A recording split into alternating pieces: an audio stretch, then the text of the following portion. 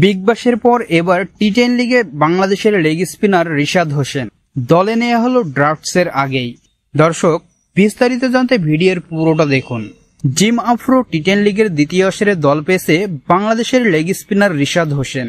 ড্রাফটসের আগে সরাসরি সই করিয়ে রিশাদকে দলে নিয়েছে হারারে বোল্টস। দল পাওয়ার বিষয়টি নিশ্চিত করেছেন রিশাদ। এই টুর্নামেন্টের ড্রাফটস হবে আগামীকাল। চলতি মাসেই অস্ট্রেলিয়ার টি20 টুর্নামেন্ট বিগ ব্যাশের দল হাওয়ার্ড হারিকেন্সের ডাক পেয়েছেন রিশাদ, যে দলের হেড অব ট্র্যাজেডির দায়িত্বে রয়েছেন রিকি পন্টিং।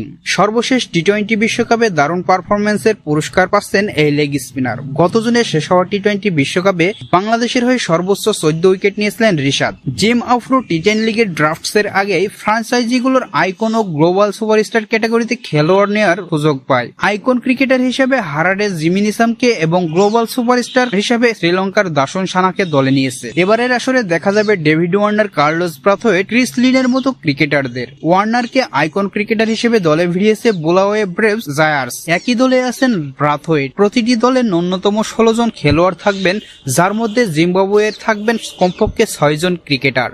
আইকন ও গ্লোবাল সুপারস্টার ক্যাটাগরিতেও জিম্বাবুয়ের ক্রিকেটারদের নেওয়া যাবে। গত বছরের জুলাইয়ে এই টুর্নামেন্টের প্রথম আসর হয়েছে। এবারের টুর্নামেন্ট হতে যাচ্ছে 21 সেপ্টেম্বর থেকে 29 সেপ্টেম্বর। সবগুলো ম্যাচই হবে হারারেতে।